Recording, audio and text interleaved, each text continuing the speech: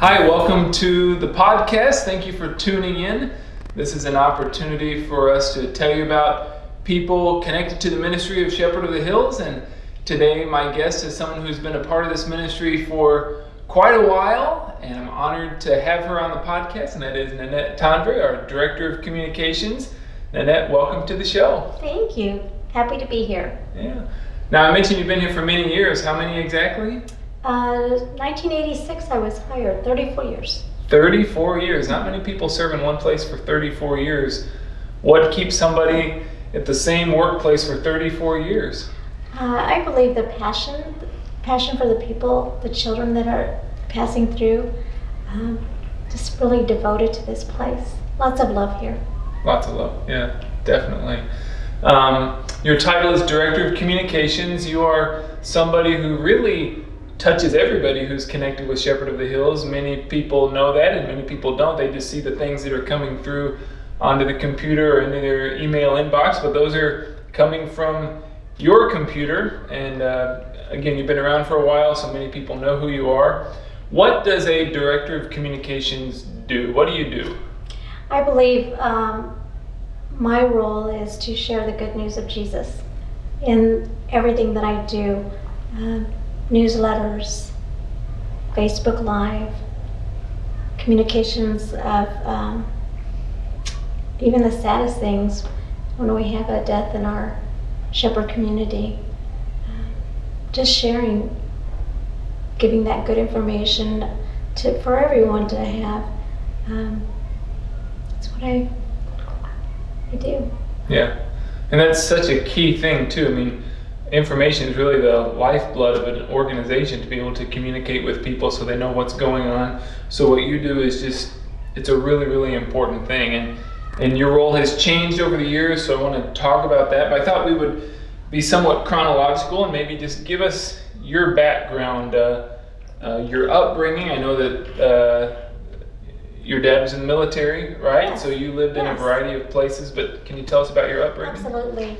My dad was Air Force, retired Air Force, and because of the Air Force we traveled the country, Europe, and of course the United States. Wonderful opportunity for my siblings and myself.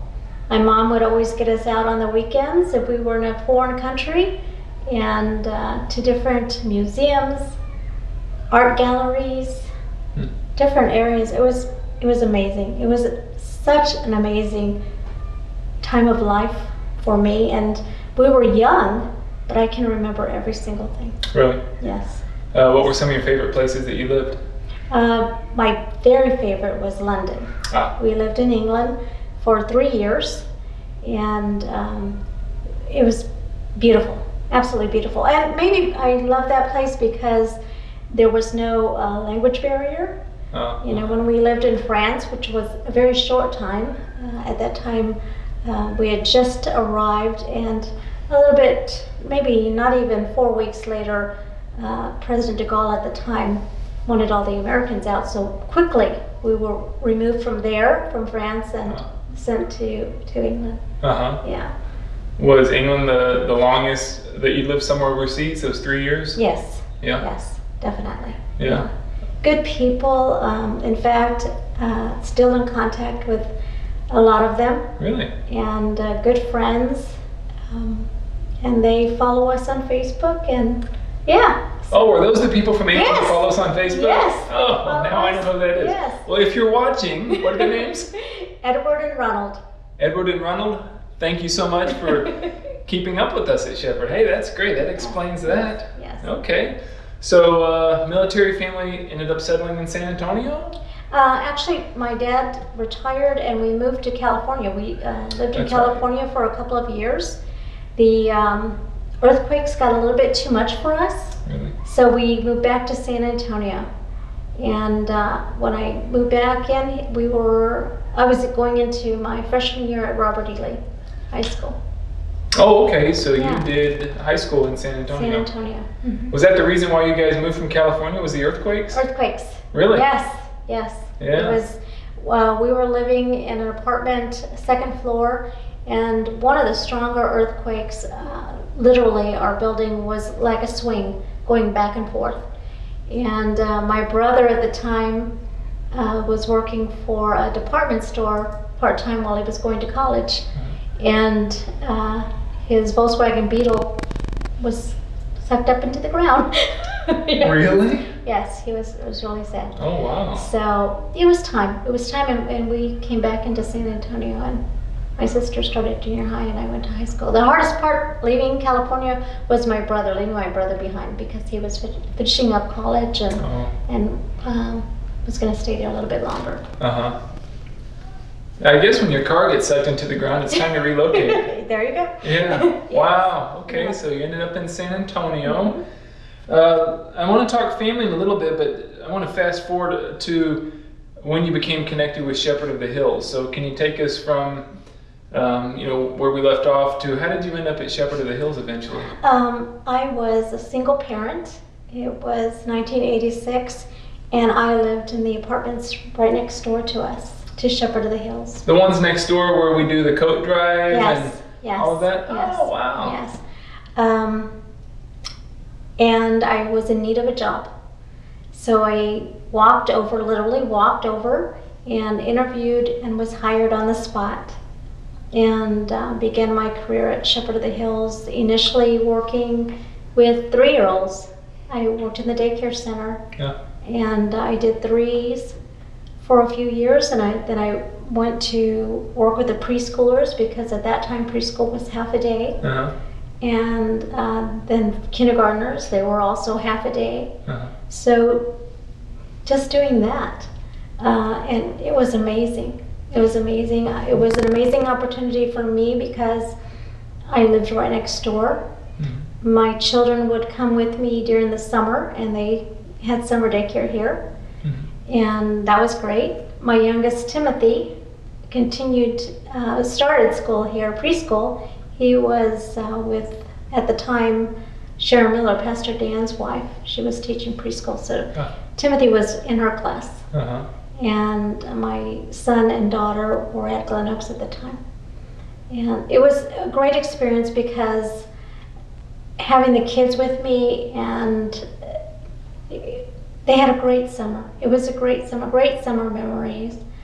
I think the best part too of working, and I'm going to say working 34 years at Shepherd of the Hills, family is first here, and that drives a big thing to my heart, because family is important to Shepherd of the Hills, and when one of us is having to take off because a child is sick or we need to go to a game, we're okay. We're all okay with that, and that's so important in a place of business, that we can support one another in our family life as well. So that was great. I stayed working with daycare for a few years, and then I started training with, at the time, the bookkeeper was Donna Wade, and I started training with her to assist with bookkeeping, and did that for a few months.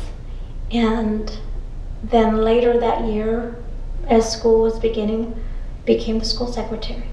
Oh, okay. Yeah. So you came in '86. So when did you become school secretary? School secretary probably about 10 years later. Oh, okay. Yeah. So you were in the classroom with the little ones for quite a while. Quite a while. Okay, but then ended up on the administrative side. Up on the administrative side. And I worked as a school secretary. And then in the afternoons, I helped out with the after-school program. I had 6th, 7th, and 8th graders. Okay. At the time, which was our worship center, was converted to a school library. So we had the junior high down there.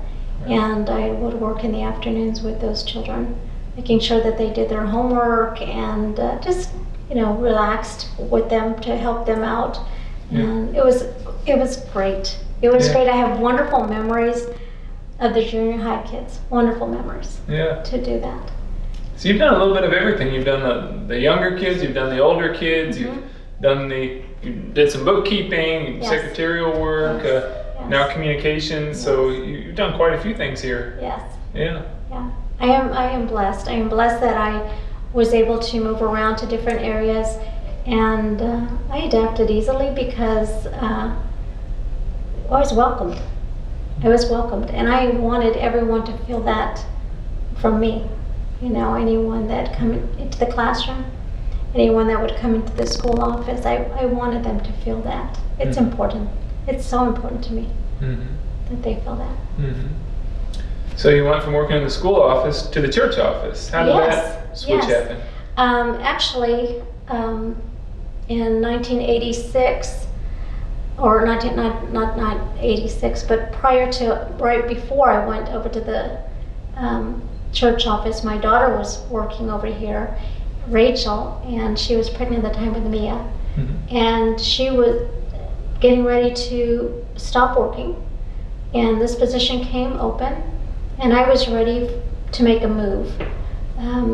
I had suffered a minor stroke while I was working in the school, so it was time for me to maybe just take a little bit step back and slow my pace down a little bit. Yeah. And so I came over to work in the church office. Did not slow my pace down. No. Did not slow my pace down, but it was a different feel. It was a different feel, and I'm so happy. I'm so happy. I've been in the church office now 14 years. Yeah. And you followed your daughter in that role. Yeah, Rachel. that's pretty neat. Yes, yeah. So my children, Rachel and Timothy, both also worked for Shepherd of the Hills in daycare, and then Rachel was assistant child care director, and then came to work in the church office. So yeah. So your family's been very well connected for this culture. Yes, very much. Yeah. To this day, we have shepherd children that still reach out to Rachel and to Tim, as well as myself. It's amazing because being in the school office, it was kids coming in and needing Band-Aids and ice bags and everything, and I had just a connection with these kids. I treated them like they were mine because to me they were. And so when kids find me on Facebook, it's Miss Nanette, Miss Nanette. You gave me that, but you gave me more. And I'm in awe of that because I didn't realize it. It's a very special moment for me when I read these things from the kids. It means a lot to me. Yeah, absolutely. Yeah. Those relationships, they stick with you. Absolutely. Yes, they do. Yeah. They do. Yeah. So thinking about the work you do on the church side, you've seen a lot of change just in the way that things are done over the years. I'm thinking about the whole digital revolution. Absolutely. We used to do paper mailings. Now it's all electronic communication. Used to be a lot more phone calls, let's say, where now it's a lot of emails. What are some of the shifts that you have seen, and how has the digital revolution impacted your work in the church office? Well, when I first came over, when we would print bulletins, there was actually a machine where you would go in and change the drum, whatever color, and at the time it was just black, red, and teal. But you would change the drum, run the cycle through your paper, whatever that print was for those words to be in black. Yeah. Take it back out, put the teal drum in, run that through, and the red just like that as well. So, my goodness, now we have a machine that does it all. I send something to the machine, it folds it, it prints it, it staples it. It's just my best friend. That machine's my best friend. Now the machine you described, I think that was still here when I came here, so I'm starting to feel a little older now. Yes, yeah, I remember that one. It was something. It was something. And I remember when I came, Pastor Dan was the senior pastor at the time, and I recall that I'm trying to learn to do bulletins, and I would stay late because I really didn't know what I was doing. I never put together a bulletin. So it was a lot of trial and error, and to think now I'm just like, I can sit at my computer and just say, okay, this is what I want. I want to print. It's amazing. What has changed? I can do that, and I can do emails What does not change for me is my need and want to reach out to people. A phone call, it's important. It's important to me to hear the person's voice, to just check on them to see whatever they might need. It's just a connection. It's important. The connections are important to me. So yes, we move forward, and yes, it is great. It's amazing, but I don't forget the little things. Those are important things. Yeah, that personal touch. That personal touch is an important thing. Yeah, it really is. Yes.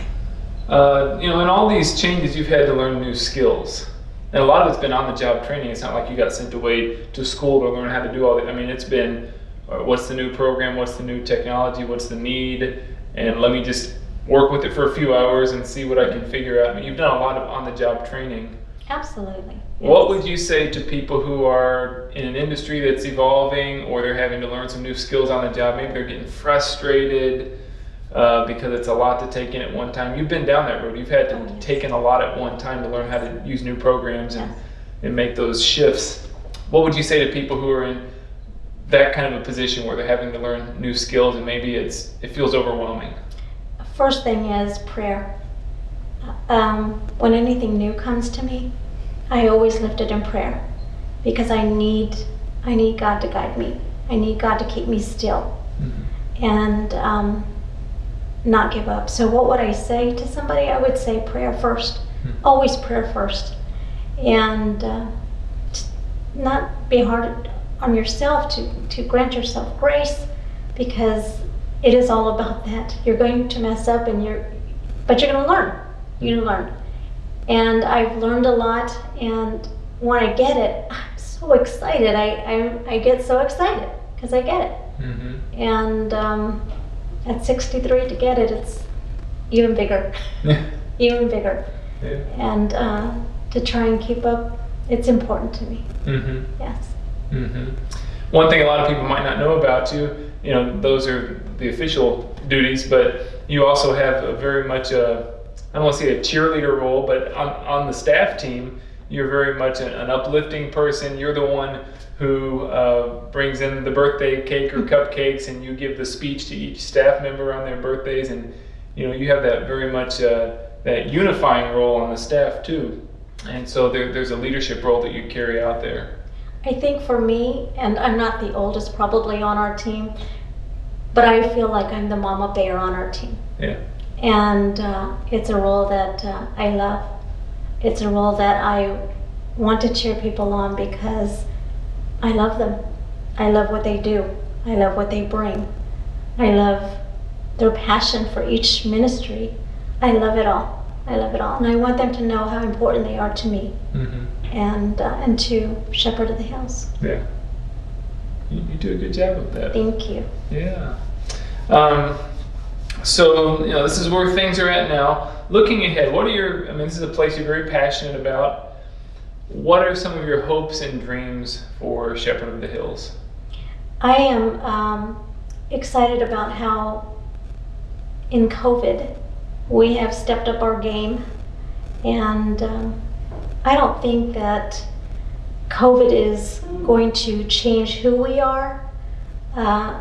I think it changed what we brought, but it did not change our hearts. And we are a driven team. And so what do I want? I want to always continue to do the best I can, to share the good news of the Lord with everyone in all my publications, and be a good service team member to each of our team. Yeah. And, I think what each person brings to the table, you put all that together, and all those ingredients make for a really good thing. Indeed. I get excited when we have our staff meetings, because when you have 9 people sitting in a circle and each one has a comment about a passage that we're reading or a book that we're studying, I love it. I love that each one has something different, sees something different, opens my eyes to something different. I think we all have something great to bring. Mm-hmm. And we're not all going to see the same, and we shouldn't. We shouldn't. Mm-hmm. God made us individually, and it's a great thing to work with and to keep moving forward, to respect each other and really take pride in our team. Mm-hmm. Yeah, it's a good team. Yes. Yeah. Well, let's go to the personal side then. We've talked professional a lot. Who's in your family? Okay, I have been married for 30 years to my husband Jim, and I have 3 children, Rachel and Timothy. My son Henry passed away 5 years ago, and I have a beautiful granddaughter, Mia. Mia was a Shepherd student from pre-kinder through grade 8 and is now at Lutheran High School. She's my one and only, my pride and joy. I used to go and have lunch with her every day up until 5th grade, and then it was, Nana, it's okay, I've got this. So I stopped going to lunch with her, but it was great to have her here. It was great to have her. I miss her being at Lutheran High, but I'm excited for what the next thing is coming in her life. She's steady, so I'm really pleased. Yeah, you and me have always been very close. We are tight. Yeah. We are tight. Yeah. For Henry, I think that my loss, it was huge. It was so huge. I was here when I got the news, and it was like God knew to put me here. He knew everything that was coming, and He knows. And I was comforted by my team. I was comforted by the congregation, by the school team. I was comforted. There was so much comfort. Mm-hmm. And I thank God every day, because my faith in Him is what has gotten me through that. Mm-hmm. Because to lose a child, your heart is crushed. Your heart is totally crushed. And there are not moments that I can say, oh, I can get through every single day and not feel a sadness. There are some days that I truly do. But I can't imagine having to walk that journey of loss without having faith in God. I don't know what it could have been, because my faith in Him, that's what carried me. Mm-hmm. My faith in Him. And then I'll see Henry again. I will see him again. That's right. Yeah. If you're willing to talk a little more about that, probably some people who are listening have had some significant losses in their life, maybe even have lost a child. What would you say to someone who's watching who has lost a child or lost someone very dear who is struggling with the grief? What advice or what comfort would you give? I would say take time to grieve. It's okay to cry. It's okay to feel all of those things. I never felt anger. There was no anger at God, or it was not, but I would say grant yourself grace, because it's one day at a time. It's definitely one day at a time. And I did go to some sessions here that we offered, grief sessions. Yeah. And when Shepherd, hopefully we'll get back into that again. Definitely get yourself, it's good to be around others. I did a mistake, and I went too soon for the first time. And so you have to judge when you're ready to go. Too soon? How soon did you go? I was in a few months from Henry's passing, and I just was not ready. Okay. I was not ready, because you hear others and they're going through the same thing, but it's a wound. To me, it's all it is a wound. You will have a wound, and it's whether you allow yourself to have that wound be picked at. Mm-hmm. And I wasn't ready. Ready, but I totally promote Grief Share. It's an important journey, and people are there to help you. Mm-hmm. And I was blessed that I was working here and they offered it. Yeah, yeah. I'm glad you took advantage of that. Absolutely. And, one thing I remember about those very difficult months, you were always very real about how you were feeling. I mean, you didn't pretend, but also you always wanted to be here. Because that was something that helped you. You said instead of being at home and just thinking yes. all the time, Yes. you wanted to be doing something purposeful. And that was something that, for you personally, was a coping mechanism to be doing work. It was truly. It was Yeah. truly.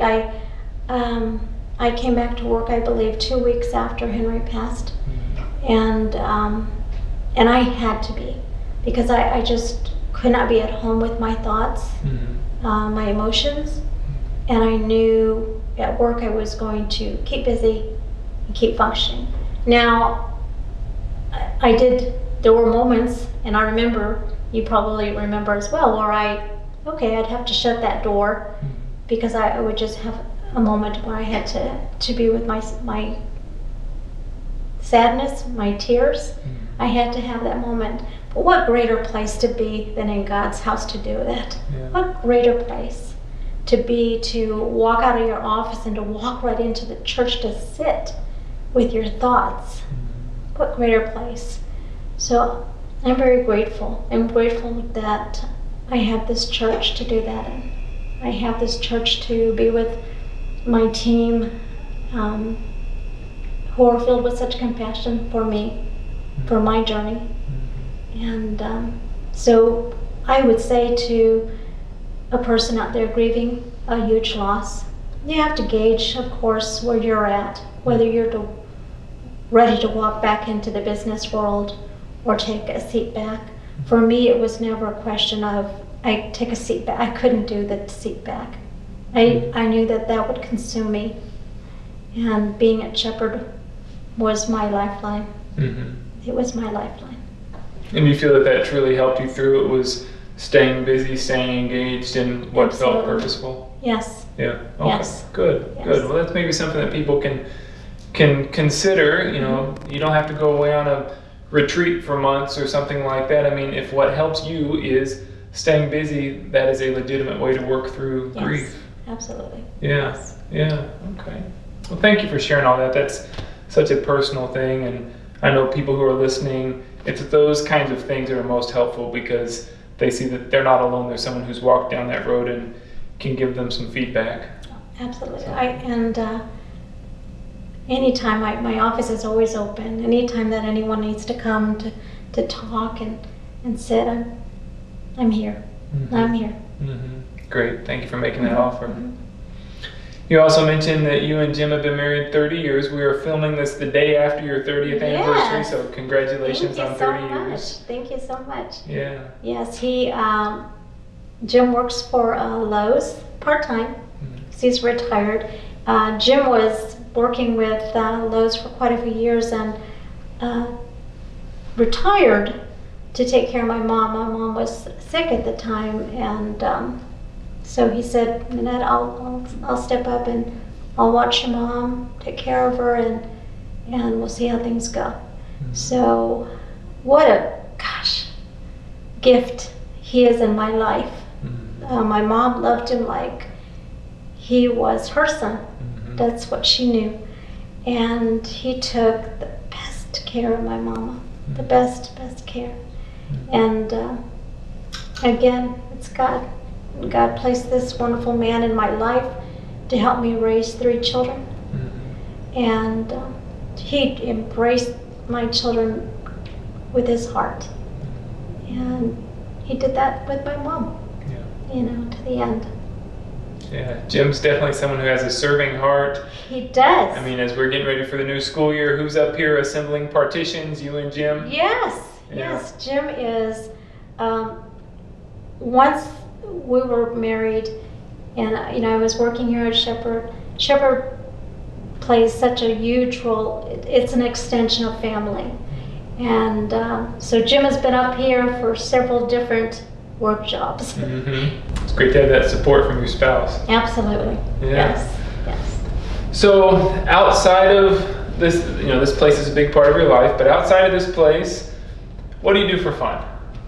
Well, before we were on lockdown for a while, Jim and I would go to the park and barbecues and have the kids over and stuff like that. Bowling. Quite a few years ago, Jim was doing baseball, and I wasn't playing baseball, but I was out there cheering. I'm sure you were one of the best cheerers out there. I was. And, but since then, we've tuned it down a lot. And, but we do now walk nightly at Raymond Rimkus Park, do a couple of miles every day.